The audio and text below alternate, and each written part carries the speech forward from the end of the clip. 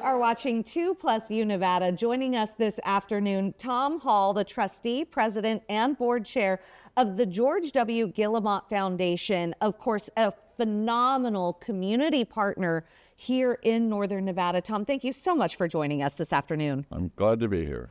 Well, we were just talking before this interview even started about the wonderful work that has been going into ensuring our community's youth have access to aviation education. Go through the background and what created even the inkling of this foundation. Well, it all started with a gentleman named George Gillemot. George was a pilot, an aviator. He was an inventor as well. And he came up with an idea back in 2003 to start a school of aviation at the University of Nevada, Reno. And the timing wasn't quite right at that time, so it didn't really fly, so to speak. But I was invited in 2005 to attend a meeting of the Reno Air Racing Foundation. And I went to the meeting and I asked them what committees they had, and one was education outreach. So I asked, put me on that. And then I asked who else was on that committee, and they said, well, it's you, committee of one. And so that started a journey, so to speak, of how to promote aviation as a skill, as a learning, but also as a career and a workforce development process. And so that led me to working with a number of pilots in our area and the clients I had. I'm an attorney. And we kept meeting at my office once a month talking about what we could do. And that led to a concept of having speakers come to a school or a high school or even the university. And so we've had about 15 or 16 of these speakers come to the university. And more recently, just 3 years ago, we had the pilots that flew the flight scenes from Top Gun Maverick come to campus.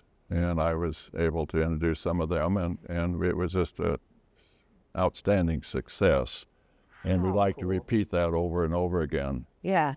Well, and you talk about your partnership with the university. I'd be remiss if I didn't say that the Gillemot Foundation just gave the largest gift to the university. Go into that. So George Gillemot had a dream. He went to high school, went into the Navy, got a job first as a roofer, repairing roofs, and then into telephone as a lineman. And George used to climb poles and repair wires and things like that. And so he was a very hands-on type person. He was smart, very smart intellectually, but he put himself through UCLA, got a degree in engineering, and then he went on after work and got his MBA. And so he ended up with a company called Communication Technologies. And he had 3,500 employees and 300 patents and just off the chart success. He retired to Lake Tahoe and then met me as his real estate attorney, and we started talking about the things that had occurred, and he wanted to make a gift to the university to start the program. The timing wasn't right at the university at that time because they didn't have it in their master plan and they didn't have this and that, and so they said no. And George somewhat got rejected.